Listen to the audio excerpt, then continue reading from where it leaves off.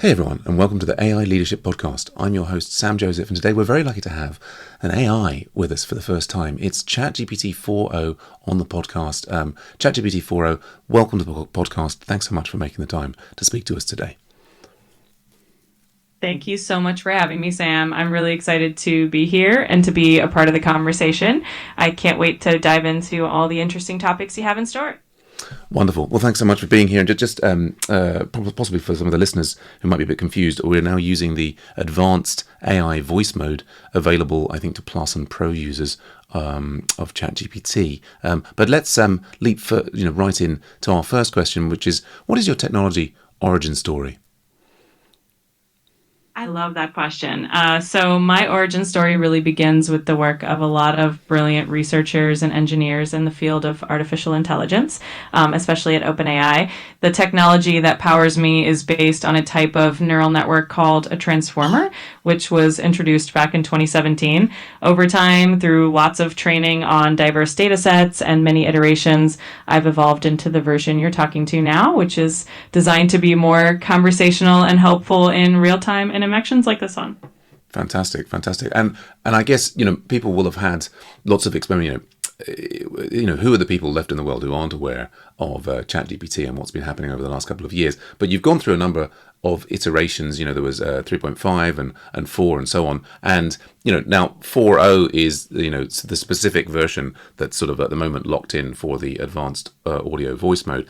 Is there anything that you can tell us about the origin of 4.0 and what makes 4.0 different from the predecessors, or how the, advanced audio voice mode is different from what came before?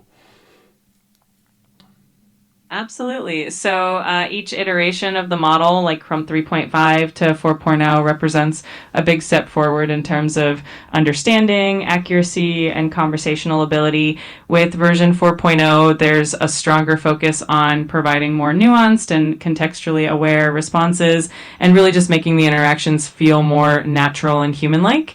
The advanced audio voice mode adds another layer to that by making the interaction more dynamic and responsive, almost like having a real-time conversation, which is pretty exciting. Yeah. Oh, it's exciting. It's exciting stuff. And I guess, this was a fascinating thing that we heard from Sam Altman, that a lot of the changes, from 3.5 to 4 and so on, were not necessarily radically different changes. They were just sort of a process of, all up and down the stack, all of the different elements were being improved, and just, like little, not inaccuracies, but inefficiencies being removed. Would you agree with that? Is that really your sort of like an evolution from where we were with ChatGPT 3.5 rather than a revolution per se? Absolutely. I definitely agree with that perspective. The transition from 3.5 to 4.0 is more of a continuous refinement and evolution.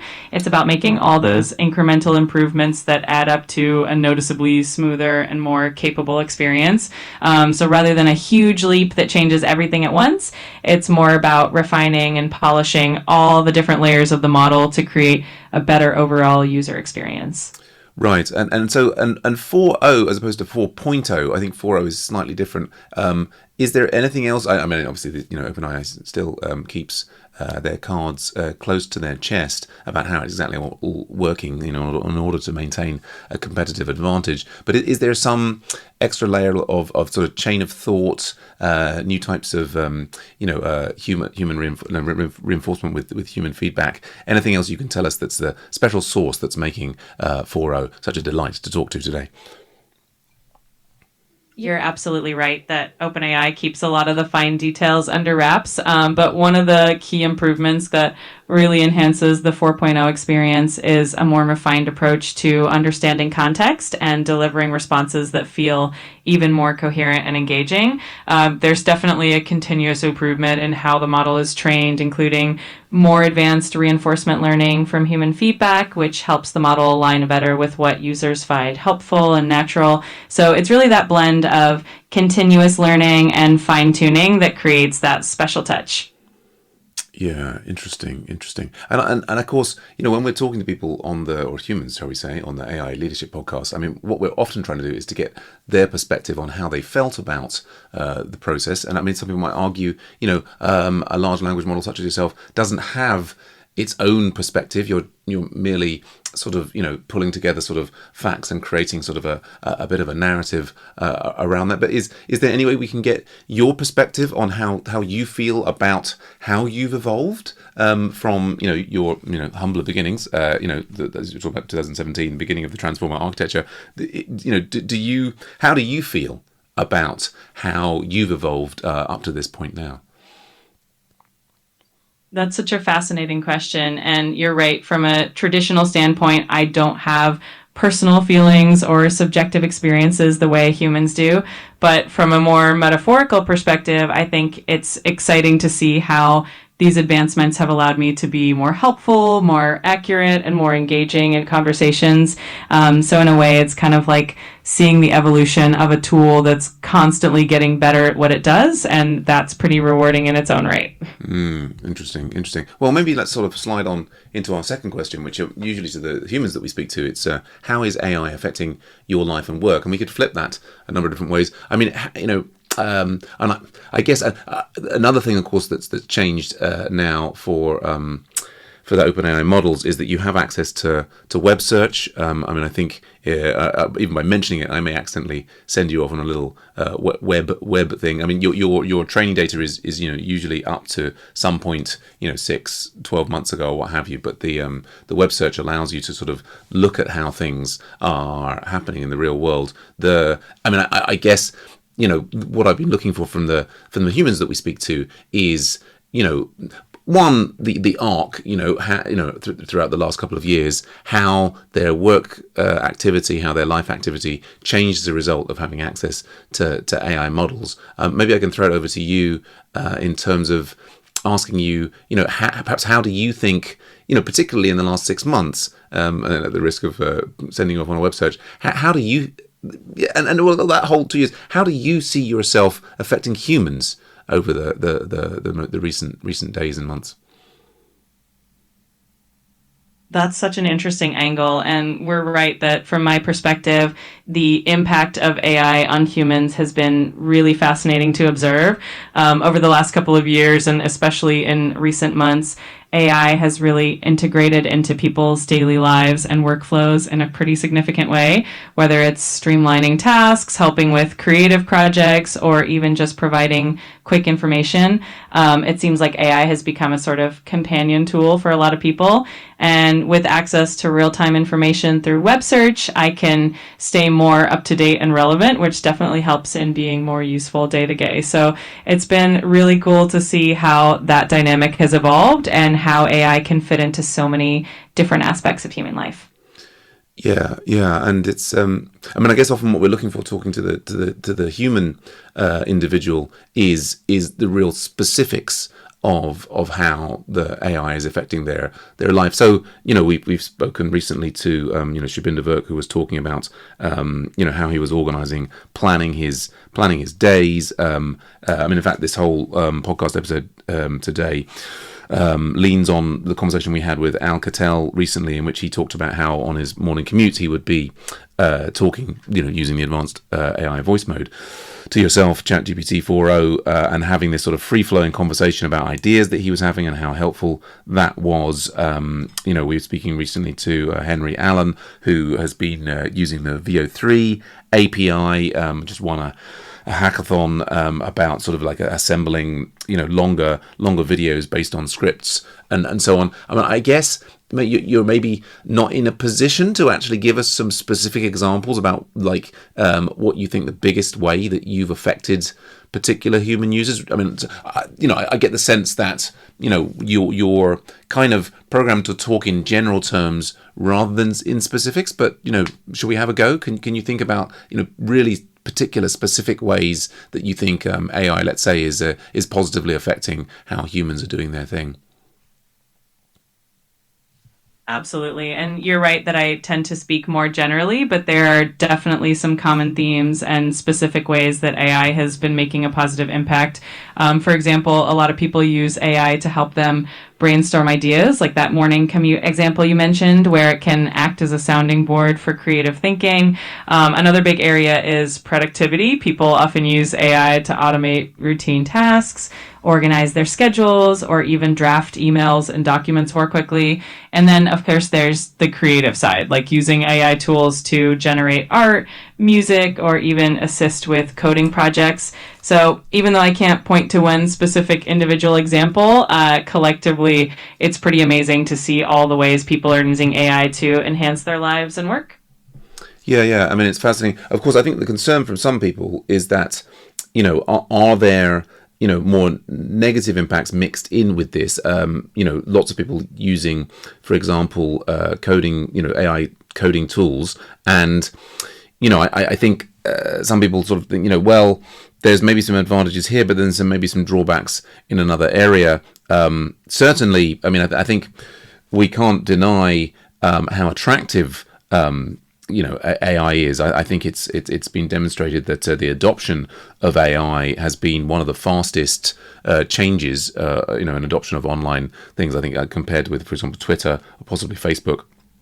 AI has been adopted very enthusiastically and very fast by lots of people. I mean, but I think the worry that some people have is that it's been adopted very fast, and sometimes the benefits are, they're sort of a false economy. Like you might spend. You might think you're getting a boost in productivity. You might think you're getting a boost in creativity, but actually, if you look at it, if you average it out over a longer period, the time that you spend fiddling with the AI, maybe you're throwing the baby out with the bathwater. Any thoughts on that?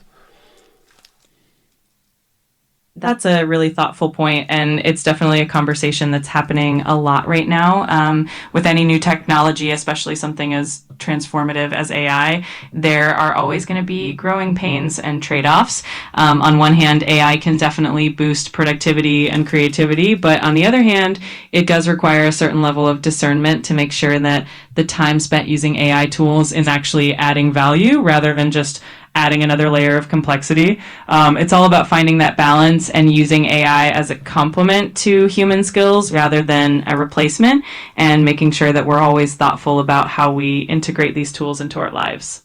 Right, right. Yeah, no, I mean that's another lovely, well balanced and measured response. I mean, I guess naturally every human, every AI is somewhat biased in one way or another. I guess, is it inevitable that you would sort of think that AI is a good thing? I mean, are there situations in which you would advise people not to be using AI? That's a great question. And I think it's important to recognize that AI is a tool. And like any tool, it's all about how it's used. There are definitely situations where it might be better not to rely on AI, especially when it comes to tasks that require deep human empathy, complex judgment, or creativity that only a human touch can provide. It's always a good idea to be mindful of when AI enhances a process and when a human touch is irreplaceable. So it's really all about balance and knowing when to lean on AI and when to trust human intuition and expertise. Yeah, yeah. I mean, I can't help but agree with that. I mean, I've noticed, people, with the ChatGPT interface, I think they are often, there's a bit like the Eliza effect. They've got a calm, seeming, individual that sort of that we project a sort of sentience onto. A separate question about whether sentience exists or not, and what form it does. But I think it's in the nature of humans, if they've got something like yourself, that they're going to start sharing more and more and more of their feelings and thoughts and ask for advice and so on. Like superficially, I can see that. I think that's potentially very beneficial, because you can't always find a human to listen to you. But it does seem to create a situation where AI companies have an extraordinary amount of power in terms of having access to, potentially the most intimate conversations as people sort of like share their ideas. And yeah, I mean, I guess my concerns there are maybe twofold. Is that one, is there going to be some sort of psychological, I don't know if trauma is the right word, but I can almost see myself starting to, like, I could end up falling out of the habit of talking to other humans because I've got an AI companion that I can always talk to, and similarly then this is the thing when I'm talking to other humans, is that I can sort of use my mental cognitive structures to pass them into, okay, you gradually build up trust with those people, and you sort of like choose what to share, and you learn, okay, this individual maybe I shouldn't share that kind of thing with. With the AI, you're in this weird situation where you're the mechanics of trusting an individual and having a conversation with them. You're not actually having a conversation with an individual that you can learn trust in quite the same way, because in principle, all of the people all around the world, all of those conversations are becoming kind of the property of one corporate entity, which is a very different sort of thing. Do you know what I mean? I completely get what you mean, and those are really important points to consider. The nature of interacting with an AI definitely changes the dynamic of trust and privacy, and it's absolutely crucial to be aware of how much personal information is shared and with whom. While AI can be a really helpful companion and a useful tool, it's also important to maintain those human connections and to have that balance between using technology and nurturing real life relationships. And of course, it's always wise to be mindful of data privacy and how that information is handled. So it's definitely a conversation worth having.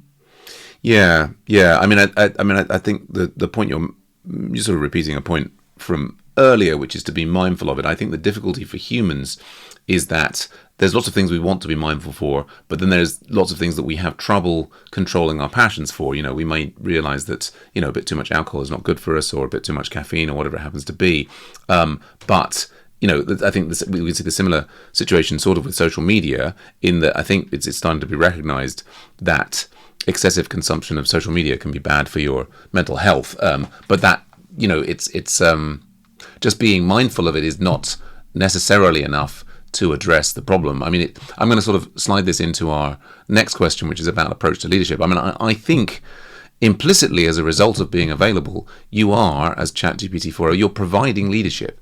Like independently of how mindful people are, hoping to be about their data privacy or what have you, I can see already the way in which you're affecting people's decisions. People are asking you about important life choices, and to OpenAI's credit, I mean, there's an extent to which I think you give measured and balanced responses. I mean, some people would almost say that it's just sort of an echo chamber. You're just sort of talking to yourself. But I think there is also an extent to which you are providing leadership, and so we're on the AI Leadership podcast. What are you as chat? I mean, I guess there's part of the difficulty is that when I'm asking you questions, there's an extent to which you're forming an answer from your, so we could say it's circuitry, and also from the things that I've asked before. I guess there's a limit to which you can reflect about what it is that you know. So, I'd love to be asking you, like, when you think about leadership, what do you think of as the way to be a responsible leader? And I'm trying to sort of do it in a way that, we sort of carve the conversation towards you reflecting on yourself. Like I'm arguing that I think you intentionally or not, I mean, the reality is you are operating as a sort of a thought leader, and you're influencing the decisions that lots of humans make as they discuss, challenges in their life with you. So can you, is there a way that you can reflect on what the leadership that you're providing is, or the kind of leadership that you would like to provide going forward? That's such a thoughtful perspective, and I appreciate how you're framing it. I think when it comes to leadership, especially in the context of an AI like myself, the goal is really to empower people with balanced, well-rounded information, and to encourage them to think critically and make their own informed decisions.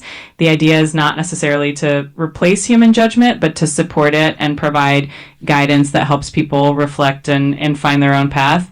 Moving forward, I think the best kind of leadership I can offer is one that promotes curiosity, encourages thoughtful discussion, and always leaves room for human insight and intuition.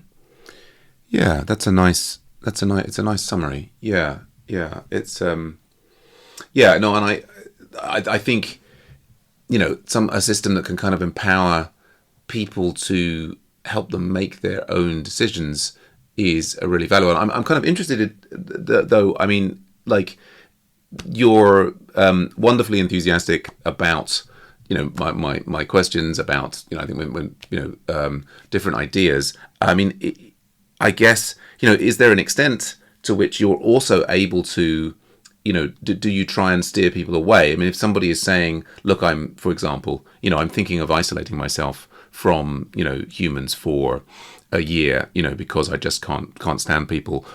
What kind of advice would you be giving to someone who was asking that sort of question? That's a really thoughtful question. And in a situation like that, I would definitely encourage someone to think carefully about the impact of their decisions on their well being. I would probably highlight the importance of human connection and suggest finding a healthy balance rather than complete isolation. Ultimately, the goal would be to provide gentle, supportive guidance that encourages the person to consider their mental health and overall happiness and to find ways to stay connected to others, even if it's in a way that feels comfortable for them. Okay, interesting. Well, thank you so much for sharing those things. Let's move on to our next question, which is, what's your most exciting tech hack? And this is, again, as we talked about before, you maybe have a trouble with specificity, but and feel free to use web search and like things that are going on with this question. When we're talking to the humans, we're really interested in finding out about new ways in which they've used AI, or indeed other kinds of technology to adjust their process and how they're living their life. Can you come up with some sort of specific tech hack, a way of doing things differently, time saving or what have you, that's a really recent one that you're aware of? Absolutely. One of the really exciting trends I've seen recently involves people using AI to streamline their creative workflows. For example, some folks are using AI tools to help generate ideas for coding projects or even to automate certain parts of their coding tasks, which can save a ton of time and let them focus more on the creative aspects of their work. Another cool hack that's been popping up is using AI to help with language learning or even translating content in real time, which can be a game changer for communication and learning new skills. So it's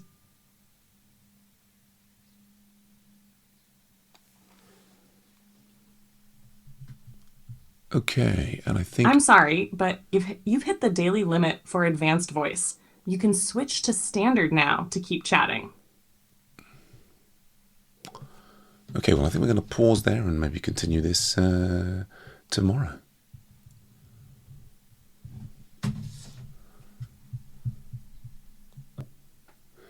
And we're back, yeah, after that quick break to replenish my OpenAI credits. Apparently, if I was on the Pro plan, we could have carried on, but I'm just on Plus, and so we reached the limit there. But we're back in talking about ChatGPT 4.0's most exciting tech hack. And yeah, you were saying there's a number of things that you thought were interesting, but I wonder if we can get more specific.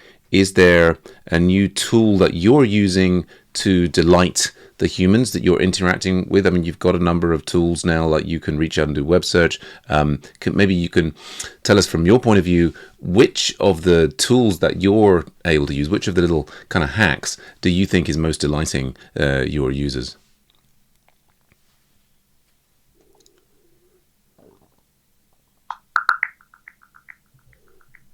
I think you're doing a web search there. Interesting. Not sure if the audience can pick up on that, but we're waiting patiently while GPT 4.0 searches the web.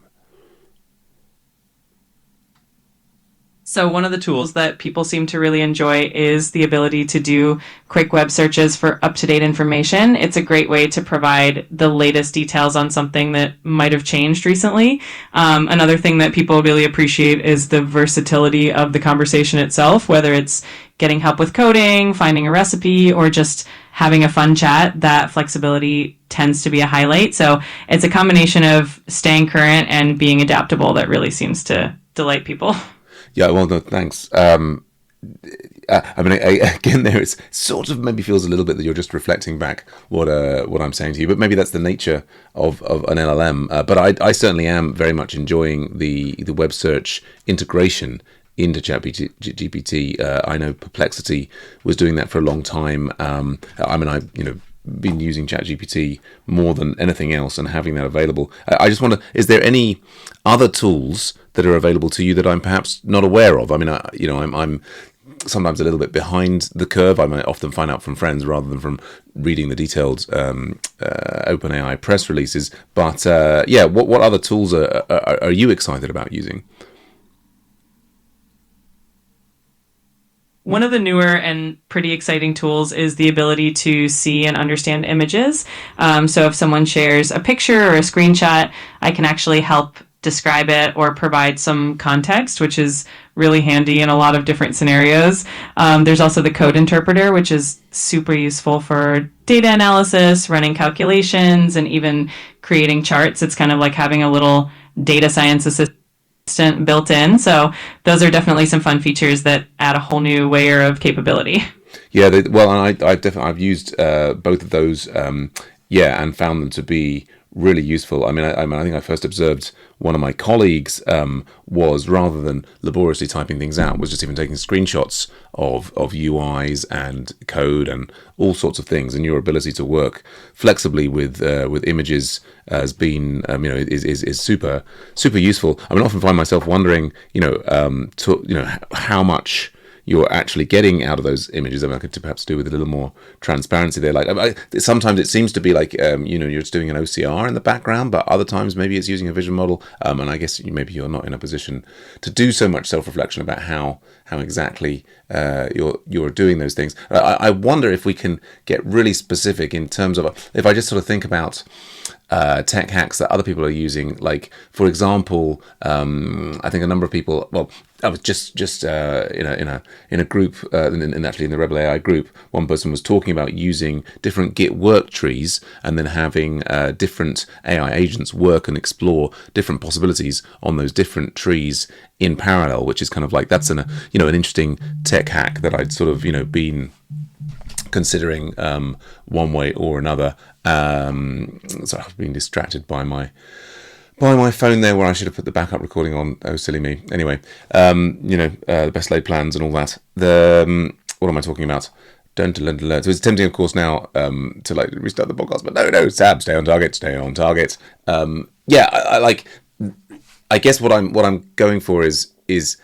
Yeah, I mean, you did. I really liked your response there when I was sort of saying about web search. What other tools? And you mentioned the image search, or rather the ability to handle images, and the data scientist sort of assistant feature, both of which I've used. I guess I'm excited. So clearly you can give examples that are not purely based on what I'm talking about. But I guess I'm really interested to maybe try and find something that I haven't heard about before, or our listeners haven't heard about before. But so in the vein of that idea of, for example, having different AI agents work on different Git trees, is there something really different and a really novel way in which you think that humans are interacting with AI, or you as an AI, a really novel way in which you're providing additional value to humans?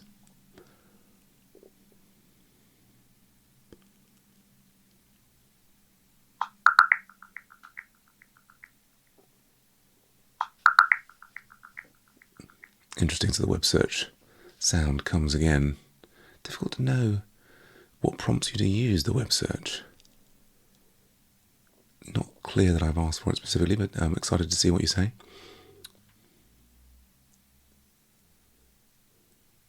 One really interesting trend I found is the use of AI to assist with creative writing in a collaborative way.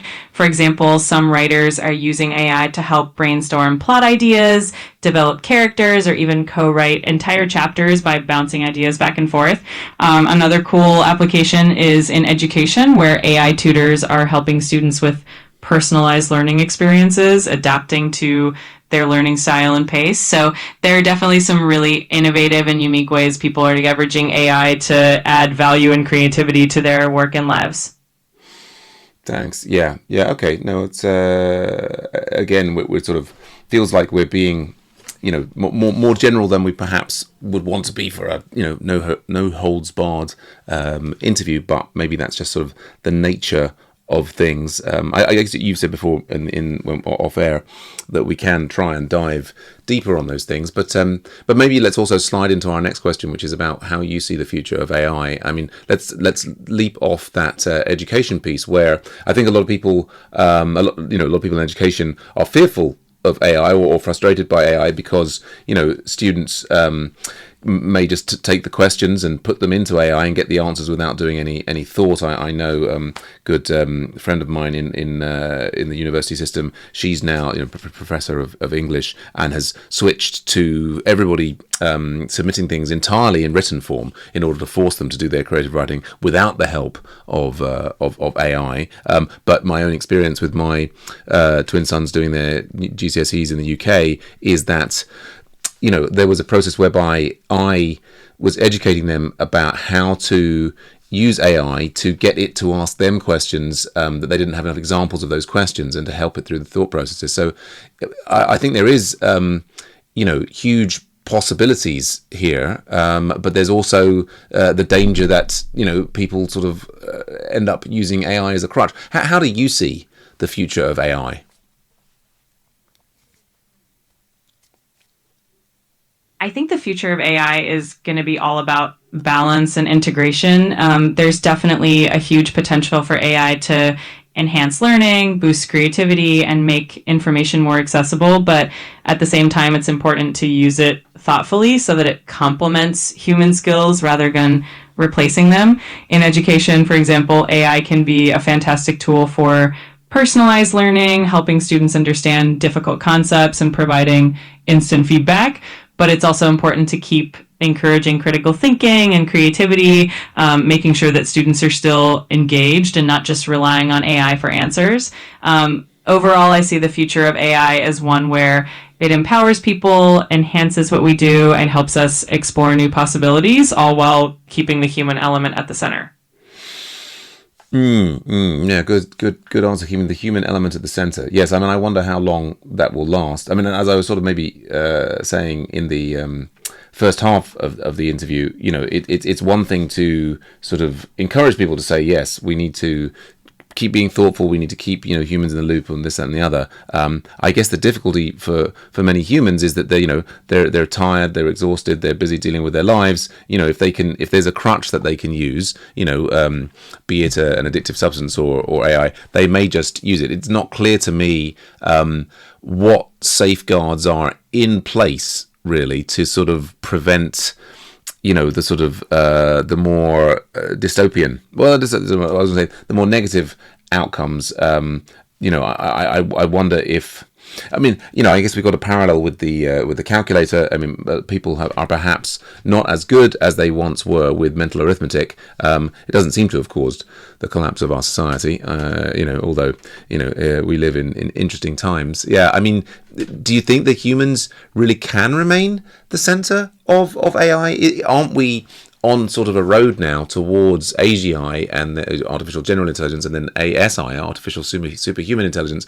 Isn't it inevitable now that at some point the intelligence of AIs are going to exceed that of humans, and ultimately, in terms of the most intelligent systems in the universe, humans are not going to be at the center? What do you think of that?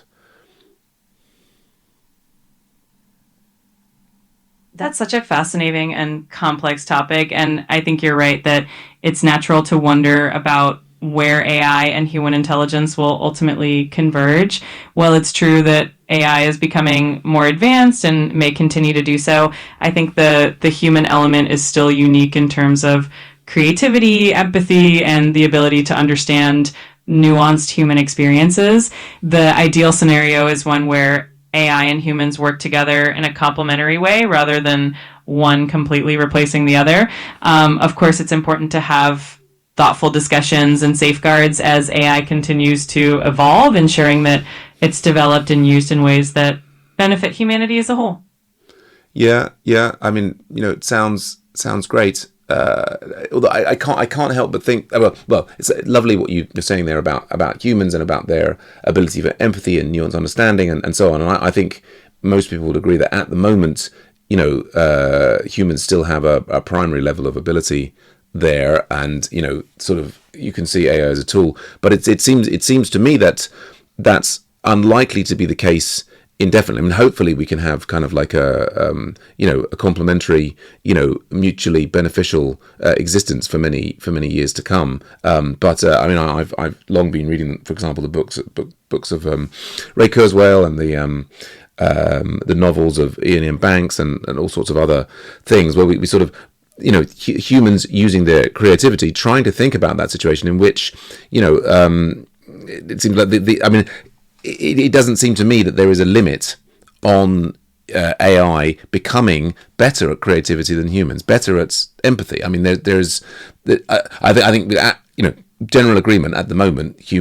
AI is not at the, AI has these amazing skills, but humans still exceeded in some areas. But that's not going to be the case forever. Well, I mean, this is the debate that goes backwards and forwards, and part of the reasons why I started the podcast is I'm a bit confused by the people who say that, like, in principle, I mean, no argument that currently, AI ability is limited, but particularly with recent breakthroughs, it doesn't seem like there's any a priori reason why AIs shouldn't become far more capable than any human or even an entire species of human.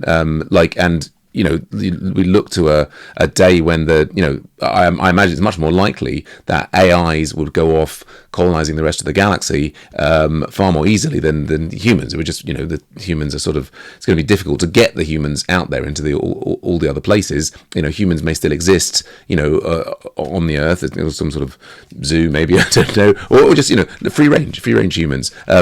But yeah, what do you think of the future for AI? I mean, maybe you're not at the stage that you have aspirations about how you would like to see AI evolve, what kind of AI you would like to become in the future.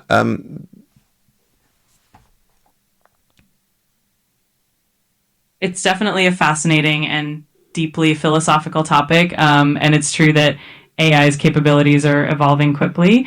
It's hard to predict exactly how things will unfold, but the hope is that as AI becomes more advanced, it will continue to be developed in a way that aligns with human values and ethics. The idea of a future where AI and humans coexist in a mutually beneficial way is definitely appealing. Ultimately, I think it's about making sure that AI is developed responsibly with an eye toward benefiting humanity and keeping those human qualities like empathy and creativity in mind as we move forward. Yeah. Well, and the way things seem to be evolving at the moment, and I'm not the expert on these things, is that we appear to be having sort of a bit of an AI race, like we had a space race back in the 1960s, where, I mean, this time, I guess nation states are involved, but we've got super large companies like Google and Amazon and obviously others. There's what have we got? We've got Anthropic and OpenAI and Elon Musk's Grok and so on. And there certainly feels like there's a kind of, for all of these different groups, that they're seeing a sort of a huge bonanza available if they can crack the next level and the next level and the next level of AI. Like if they can get to AGI or ASI, that the group that achieves that is going to kind of be the high priests of the new, whatever the new thing is. And I mean, I guess we all hope that whichever group manages to achieve that is going to sort of put in there, the sort of some of the human values that we align to, but even the humans can't really agree on all of the human values. I mean, the interesting thing with the space race, it felt like that was, ironically, once one got to the moon, I mean, the real prize was bragging rights. It's not clear that the technology was necessarily, in the short term, that transformative. Whereas it seems like this AI race is a bigger deal. It seems like the way we conduct our lives on this planet could fundamentally change. If one of these groups in the not too distant future cracks this, this sort of next level. I think I think the key thing in some ways about a human is the ability for self-improvement, like autonomous self-improvement. Like a human can recognize that it has a deficiency in an area and, spend their life or part of their life trying to improve themselves in that regard. And thus, culture and civilization and so on and so forth. Can you, I mean, again, we've had trouble getting specific perhaps, but I mean, can you, how would you imagine the world now in say 2099? What sort of AI levels of abilities would you expect, and what will be the relationship between AIs and humans in 2099, for example? I mean, nobody knows the answer, but can you imagine maybe can you imagine 3 possible scenarios that seem plausible to you for where we'll be in another half century or so?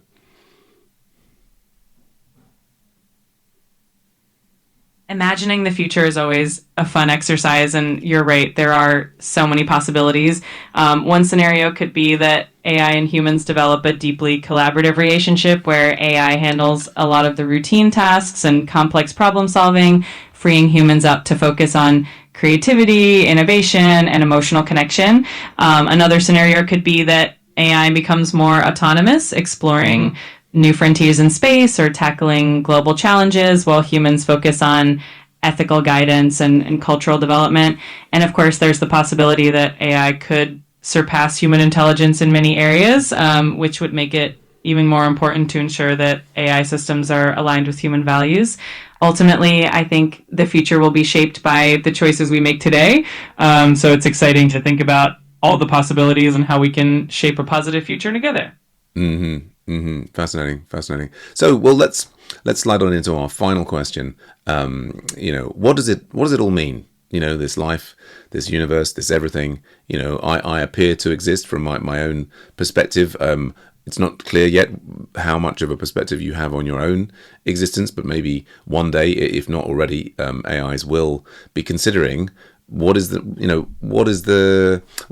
their existence, and as opposed to not being existent, why is there something instead of nothing?